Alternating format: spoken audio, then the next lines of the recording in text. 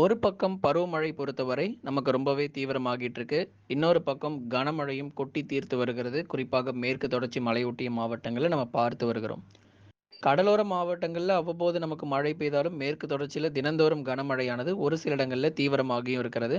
தொடர்ந்து இனி அடுத்து வரக்கூடிய நாட்கள்ல எங்கெல்லாம் நமக்கு மழை பொழிவு அதிகமாக இருக்கும் அப்படின்னு சொல்லி தான் நம்ம பார்க்க போறோம். நண்பர்களே, மறக்காம நீங்க லைக் பண்ணுங்க, சப்ஸ்கிரைப் பண்ணி தொடர்ந்து சப்போர்ட் பண்ணுங்க. துல்லியமான வானிலை அறிக்கையை ஒவ்வொரு நாளும் பெற்றுக்கொள்ளுங்க. தென்மேற்கு பருவமழை பொறுத்தவரை அடுத்து வரக்கூடிய நாட்களுக்கு கடுமையாக தீவிரமடைய வாய்ப்பு இருக்கு. கடந்த சில நாட்களாகவே நம்ம பார்த்துட்டு இருந்தோம். ஒரு வாரத்துக்கு முன்பதாக பகல் நேரங்களில் மிகவும் கொடுமையான வெயிலுடைய தாக்கம் தமிழ்நாட்டில் ரொம்ப தீவிரமாக இருந்துச்சு. அதுக்கப்புறம் இப்போ நமக்கு மழை பொழிவு அப்படிங்கிறது பல மாவட்டங்களில் அதிகரிச்சிருக்கு. அதில் சில மாவட்டங்களில் மிதமான மழையும் சில மாவட்டங்களில் கனமழையுமாக கொட்டி தீர்த்ததெல்லாம் நம்ம பார்த்தோம். இதே போலவே மழை பொழிவு அடுத்து வரக்கூடிய வாரங்களுக்கும் இருக்குமா அப்படின்னா, எல்லா மாவட்டத்திற்கும் கண்டிப்பா கிடையாது. அதுல ஒரு சில மாவட்டத்திற்கு மட்டுமே கனமழை கிடைக்கும். சில மாவட்டங்களில் வானம் மேகமூட்டமும், லேசான வெயில் மட்டுமே காணப்படும். தொடர்ச்சியாக இந்த தென்மேற்கு பருவமழை பொறுத்தவரை தீவிரமாவதன் காரணமாகவும், பல இடங்கள்ல அதி கனமழை அப்படிங்கிறது பதிவாகிட்டு இருக்கு. தமிழ்நாட்டில் இதுவரைக்கும் அதி கனமழை பெய்யல. ஆனா நம்ம கர்நாடகா, கேரள பகுதிகள், அதைத் தொடர்ந்து மகாராஷ்டிரா, குஜராத் மாநிலங்கள்ல கடுமையா வெள்ளப்பெருக்கு ஏற்படுற அளவுக்கு மழை வந்திருக்கு. நீங்க பார்த்தீங்கன்னா தெரியும், குஜராத் மாநிலங்கள்ல பெய்து வரக்கூடிய அதி கனமழையின் காரணமாக பல இடங்கள்ல வெள்ளப்பெருக்கு ஏற்பட்டிருக்கு குஜராத் மாநிலத்துல. அதுக்கப்புறம் மகாராஷ்டிரா கடலோர பகுதிகள் மற்றும் கர்நாடகாவின் கடலோர பகுதிகளில் பெய்து வரக்கூடிய அதி கனமழையின் காரணமாக நம்ம மேட்டூர் அணை கூட நீர்வரத்து அப்படிங்கிறது அதிகரிக்க தொடங்கியிருக்கு. நமக்கு வந்து தீவிரம் அடையும். இப்போ வந்து கர்நாடகாவில் வந்து நிறைய இடங்கள்ல அணைகள் நிரம்பி வருகிறது நம்ம பார்க்கிறோம். அந்த அளவிற்கு கடுமையான மழையினுடைய தீவிரம் தான் காரணம். தென்மேற்கு பருவமழையும் தீவிரம் அடைஞ்சிருக்கு. ஆகவே கர்நாடகாவில் பெய்யக்கூடிய இந்த மிக கனமழை முதல் அதி கனமழையின் காரணமாகவும் அடுத்து வரும் நாட்கள்ல அதீத கனமழை எச்சரிக்கையும் கர்நாடகாவில் காத்திருக்கு நண்பர்களே. ஆகவே தொடர்ந்து பல லட்சம் கன அடிகள், அதாவது மேட்டூருக்கு வரக்கூடிய அந்த நீரின் அளவு ரொம்ப தீவிரமாக இருக்கும். 50,000 முதல் 1,00,000 கன அடிக்கு மேல நீர் வரத்து அப்படிங்கிறது முதற்கட்டமாக அதிகரிக்க தொடங்க போது. இது எல்லாமே நம்ம பார்க்க தான் போறோம். இந்த மாத இறுதிக்குள்ளேயே கர்நாடகாவிலிருந்து வரக்கூடிய அந்த நீரின் அளவு அதிகரிக்கும். காவிரி நீர்பிடிப்பு போன்ற பகுதிகளிலும் மழை அதிகரிக்க வாய்ப்பு இருக்கு. தமிழ்நாட்டில் அப்படின்னு நம்ம எடுத்துக்கிட்டோம்னா இந்த மாவட்டங்களில் மட்டும்தான் நமக்கு கனமழை கிடைக்கும். உதாரணமாக தமிழக மேற்கு தொடர்ச்சி மலையொட்டிய மாவட்டங்களில் மட்டும்தான் கனமழை பொறுத்தவரை அடுத்து வரக்கூடிய நாட்களில் ரொம்பவே தீவிரமாக இருக்க போது. அதில் நம்ம நீலகிரி மாவட்டத்தில் தேவாலா மற்றும் அதன் சுற்றுவட்டார பகுதிகள், அவலாஞ்சி, அதைத் தொடர்ந்து உதகமண்டலம் மற்றும் அதன் சுற்றுவட்டார பகுதிகளில் இரவு நேரங்களில் இடியுடன் கூடிய கனமழையானது பதிவாகும். கோத்தகிரி மற்றும் குன்னூரில் மிதமான மழை தொடரும். கோயம்புத்தூர் மாவட்டங்களில் இருக்கக்கூடிய வால்பாறை, சோலையாறு, சின்னக்கல்லாறில் தீவிரமான மழை பொழிவும் மற்ற நகர பகுதிகளில் மிதமான மழையும் பதிவாகும். ஏன்னா பொதுவாக நம்ம வடகிழக்கு பருவமழை நம்ம எடுத்துக்கிட்டோன்னா சென்னை, திருவள்ளூர் நம்ம சொல்லுவோம். ஆனால் இந்த தென்மேற்கு பருவமழையில் அதிக மழை கிடைக்கக்கூடிய மாவட்டங்கள் மேற்கு தொடர்ச்சி மலையொட்டிய மாவட்டங்கள் தான். ஆகவே நமக்கு தொடர்ச்சியாக அடுத்து வரக்கூடிய நாட்களுக்கும் இந்த 5 மாவட்டங்கள் நீலகிரி, கோவை, தேனி, தென்காசி மற்றும் குமரி மாவட்டங்களில் விட்டு விட்டு பரவலாக கனமழை தொடர்ந்து நீடிக்க வாய்ப்பு இருக்கு. மற்ற மாவட்டங்களிலும் வானிலை எப்படி இருக்கும் அப்படிங்கிறதையும் மிக தெளிவாக நம்ம பார்க்க தான் போகிறோம். கடலோர மாவட்டங்கள், சென்னை பகுதிகள், வட சென்னை மற்றும் தென் சென்னை இரண்டுமே நமக்கு வானம் ஓரளவு மேகமூட்டமாக இருக்கும். அநேக இடங்கள்ல நமக்கு வந்து மழை வாய்ப்புன்னு எடுத்துட்டோம்னா மிதமான மழை வரைக்கும் அதிகபட்சம் எதிர்பார்க்கலாம். சில நேரங்களில் சாரல் மழையும் ஓரிரு இடங்களில் மிதமான மழையுமாக இருக்கும். மிக கனமழை மற்றும் அதி கனமழை வெள்ளப்பெருக்கு தற்போதைக்கு சென்னையில் வாய்ப்பு இல்லை. ஏன்னா நிறைய பேர் இந்த கொஞ்சம் மழையை பார்த்துட்டு எங்க வெள்ளப்பெருக்கு வருமோ அப்படின்னு சொல்லி நிறைய பேர் வந்து கேட்டிருக்கீங்க. தென்மேற்கு பருவமழை அதிக மழை கிடைக்குமா அப்படின்னு.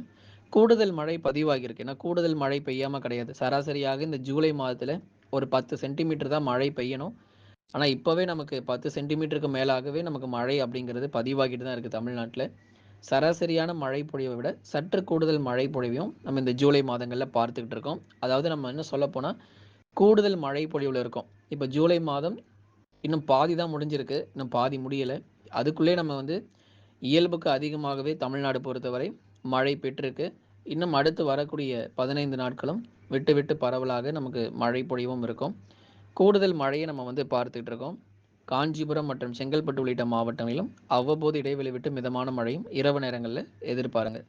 அடுத்தபடியாக நம்ம கடலூர், விழுப்புரம், புதுச்சேரி மற்றும் காரைக்கால், கள்ளக்குறிச்சியில் பொதுவாக வானம் ஓரளவு மேகமூட்டமாக இருக்கிறது போல இருந்தாலுமே கூட இரவு நேரங்களிலும் நமக்கு மழை வாய்ப்புகள் இருக்கு.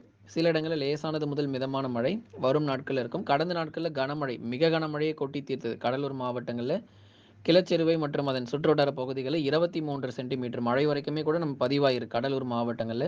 அந்த அளவிற்கு கன முதல் மிக கனமழை பெய்திருந்தாலும், வரக்கூடிய நாட்கள்ல உங்களுக்கு வந்து லேசானது முதல் மிதமான மழை மட்டுமே பதிவாக வாய்ப்பு இருக்கு. மீண்டும் எப்போ இந்த கனமழை ரொம்ப அதிகமாக இருக்கும் அப்படின்னா, ஜூலை இறுதியில மிகவும் கடுமையான மழை பொழிவையும் நம்ம வந்து பார்க்க தான் போகிறோம். ஜூலை இறுதி மற்றும் ஆகஸ்ட் முதல் வாரங்களிலும் பரவலாக கனமழை அனைத்து பகுதிகளுக்கும் தீவிரமடையும். இன்னும் அடுத்து வரக்கூடிய ஒரு 3 முதல் 4 நாட்களுக்கு கடலோர மாவட்டங்கள் பொறுத்தவரை பகுதியாக லேசானது முதல் மிதமான மழை கிடைக்கும்.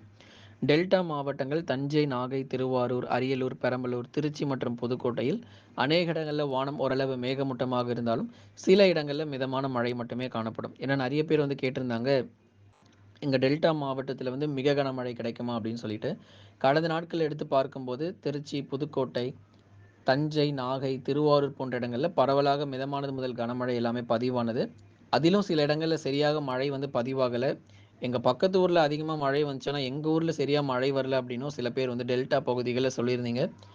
பெய்யாத பகுதிகளுக்கு மிதமான மழை தொடரும். கண்டிப்பாக அடுத்த சுற்று மழை பொழிவில் எங்கெல்லாம் இப்போ நமக்கு மழை ரொம்ப குறைவாக கிடைச்சதோ அந்த பகுதிகளுக்கும் அதிக அளவில் நமக்கு மழை கிடைக்கும்.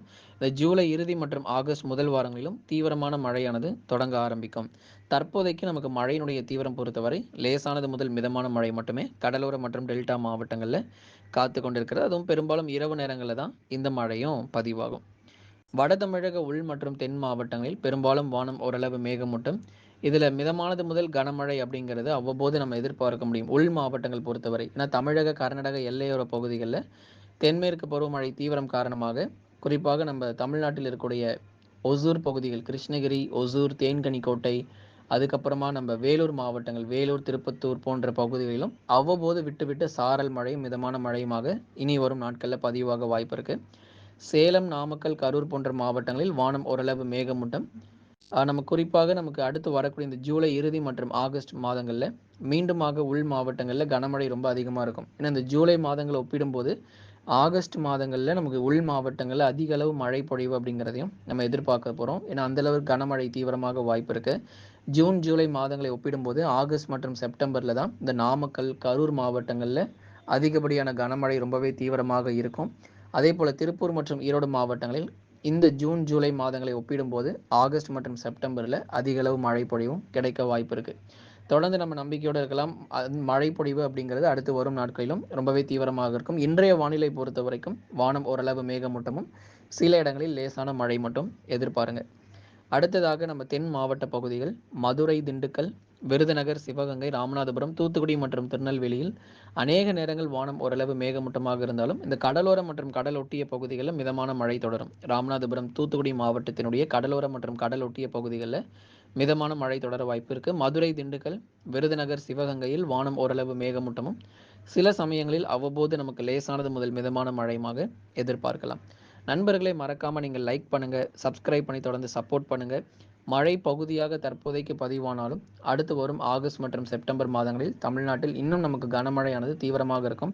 இந்த வடகிழக்கு பருவமழை தொடங்குவதற்கு முன்பதாகவே தமிழ்நாட்டிற்கு தேவையான மழை பொழிவும் நமக்கு வந்து கிடைக்க வாய்ப்பு இருக்கு. லைக் பண்ணுங்க, சப்ஸ்கிரைப் பண்ணி தொடர்ந்து சப்போர்ட் பண்ணுங்க.